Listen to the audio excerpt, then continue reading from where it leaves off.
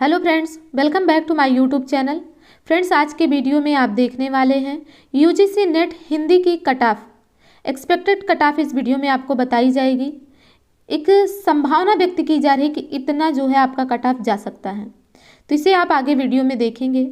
जैसा कि आप सभी को पता है कि यूजीसी नेट दिसंबर 2024 एग्ज़ाम 8 जनवरी को आपका हिंदी का एग्ज़ाम जो है यूजीसी नेट के द्वारा लिया गया और इसके बाद 31 जनवरी यानी बीते हुए कल में आपके आंसर की भी नेट के द्वारा नेट की वेबसाइट पर अपलोड कर दी गई। यूजीसी नेट के द्वारा उसकी वेबसाइट पर अपलोड कर दी गई है और आपका रिस्पॉन्स शीट भी अपलोड कर दिया गया है, जिसके थ्रू आपने अभी तक अपना चेक कर लिया होगा कि लगभग कितने क्वेश्चन आपके सही हो रहे हैं, कितने मार्क्स आपको मिल रहे हैं।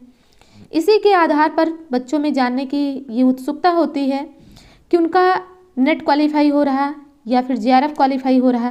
एक कैटेगरी और भी है पीएचडी ओनली, जिसके विषय में हम बात नहीं करेंगे इस वीडियो में, क्योंकि पीएचडी ओनली अभी तक उसका कुछ खास यूज नहीं दिखाई पड़ा।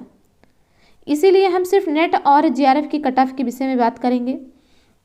तो एक संभावना व्यक्त की जा रही है कि इतना कट ऑफ जा सकता है और आप ही के द्वारा बताए गए नंबरों के आधार पर इस कट ऑफ को लाया गया है, इस कट ऑफ को बताया जा रहा है।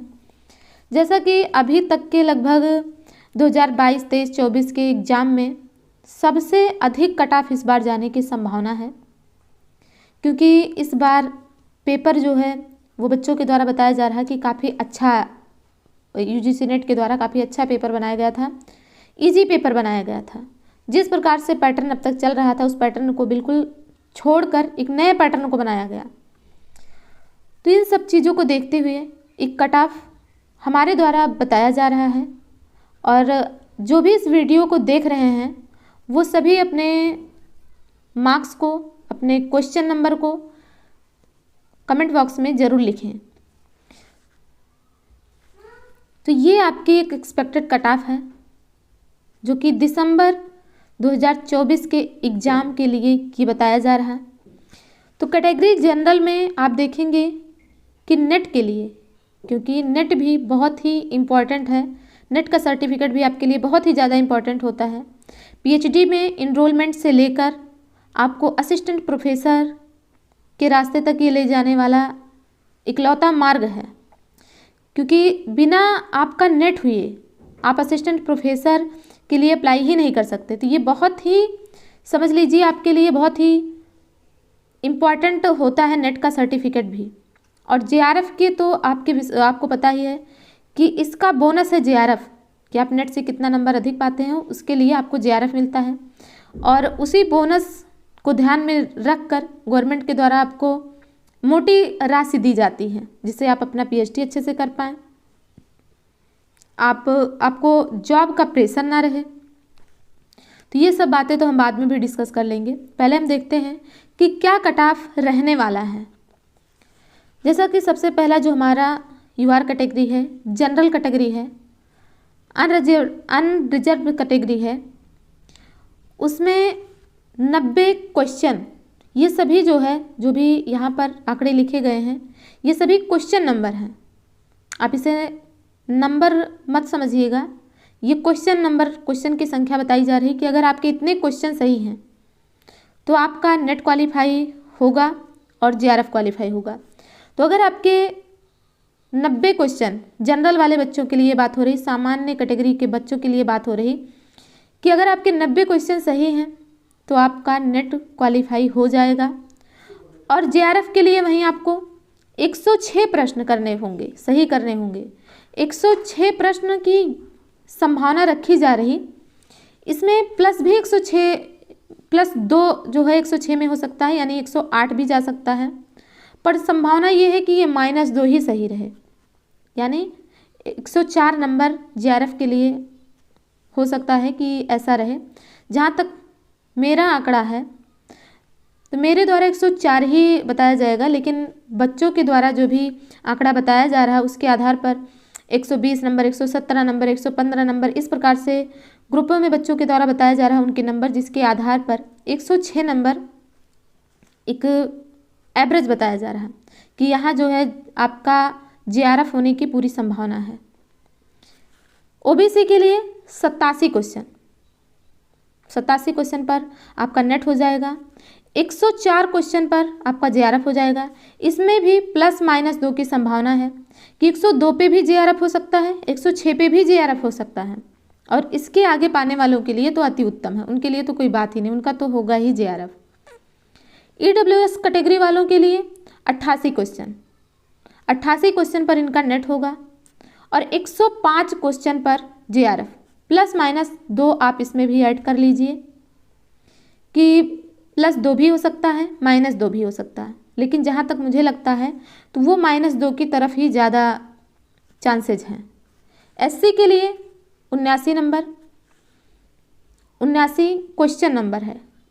अगर आपने 79 क्वेश्चन सही किए हैं तो आपका नेट क्वालिफाई हो जाएगा, और जेआरएफ के लिए आपको 90 क्वेश्चन सही करने होंगे। तो अगर आपने 90 क्वेश्चन आपका सही है तो आप मान के चलिए कि आप जेआरएफ क्वालिफाई कर जाएंगे। इसके बाद एसटी का है, जिसमें है 76 प्रश्न पर आपका नेट क्वालिफाई हो जाएगा। जेआरएफ के लिए यहाँ भी आपको 87 क्वेश्चन आपको सही करने होंगे, जिसमें +- 2 आप रख सकते हैं। तो ये एक कैटेगरी वाइज आपका एक्सपेक्टेड कट ऑफ था, जिसमें कैटेगरी में आपका इसमें फीमेल दोनों इंक्लूड हैं, क्योंकि आपको पता है यूजीसी नेट के द्वारा फीमेल की कोई भी अलग कैटेगरी नहीं होती, वो अपने ही कैटेगरी में फाइट करती हैं। मेल फीमेल दोनों का कट ऑफ एक ही होता है, एक कैटेगरी वाले बच्चों के लिए दोनों का कट ऑफ एक ही होता है। तो इस प्रकार से ये जो कट ऑफ बताई जा रही, ये काफ़ी बच्चों को काफ़ी हाई भी लग सकती है कि काफ़ी हाई कट ऑफ बताया जा रहा, लेकिन जो पेपर था वो काफ़ी अच्छा था। फर्स्ट पेपर में 30 से 40 के बीच में बहुत बच्चों का नंबर है, 30 से 40 के बीच में प्रश्नों का संख्या, सही करने की संख्या बहुत बच्चों का है, जो कि पहले यही संख्या 30 लाने वाले बच्चे बहुत कम रहते थे, 20-25 में ही बच्चे सिमट जाते थे। वही संख्या अब 30 से 40 के बीच में आ गई है, तो जाहिर सी बात है कि वो कट ऑफ को अंतर तो करेगा ही। और हिंदी में आप देखेंगे तो 75 के ऊपर पाने वाले 75 के ऊपर जाने वालों की संख्या बहुत कम है, कि हिंदी साहित्य में 75 से अधिक प्रश्न जो बच्चे सही कर लिए हों उनकी संख्या बहुत कम है। तो क्वेश्चन हिंदी का आप कह सकते हैं इजी भी था, और कुछ प्रश्न काफ़ी कठिन भी था। तो जैसा कि हमेशा आता है प्रश्न easy to moderate, easy to hard, उसी तरीके से इस बार भी प्रश्न था। तो आप 75 के ऊपर बच्चों की संख्या बहुत कम देखेंगे कि जो हिंदी साहित्य में स्कोर किए हों, लेकिन आप 30 से 40 के बीच में फर्स्ट पेपर में आप देखेंगे कि बच्चों की संख्या बहुत अधिक है, कि 30 से 40 के बीच में प्रश्नों की संख्या उनकी सही है, जिसके आधार पर ये कट ऑफ काफ़ी हाई हो रही है। और आप देखेंगे कि 2021 से 22 के बीच में जो कट ऑफ रहा है वही कट ऑफ इस बार भी जाने वाला है। तो इस हाई कट ऑफ के साथ आपको फाइट करना है, और आप देखेंगे कि आप कहाँ पर हैं, आपका जो कैटेगरी है वो किस कैटेगरी से आप बिलोंग करते हैं, आपका कितना क्वेश्चन सही है, आप कमेंट बॉक्स में ज़रूर लिखें। और ये जो डाटा कलेक्ट किया गया है ये अलग अलग ग्रुपों से बच्चों के द्वारा बताए गए ही क्वेश्चन की संख्या के आधार पर निकाला गया है। इसमें हमारा कोई योगदान नहीं है, जो बच्चों के द्वारा बताया जा रहा है उसी आधार पर इसे बताया जा रहा है। तो आप भी अपने क्वेश्चन नंबर को, अपने मार्क्स को कमेंट बॉक्स में ज़रूर शेयर करें, और आगे के लिए आपको बेस्ट ऑफ लक। वीडियो कैसी लगी ये भी आप कमेंट बॉक्स में ज़रूर बताएं। जैसा कि आपके लिए ये चैनल काफ़ी नया है तो आप सभी का सपोर्ट भी बहुत ही ज़्यादा आवश्यक है। और आप देखिए चैनल पर एक बार अगर आए हैं तो आप देखिए, आपके लिए यूजीसी नेट के विद्यार्थियों के लिए काफ़ी कुछ इस चैनल पर पढ़ाया जा रहा, काफ़ी कुछ आपको बताया जा रहा। तो अगर आपको बेनिफिशियल लगे तो आप चैनल पर ज़रूर थोड़ी देर रुकें। वीडियो को देखने के लिए थैंक यू।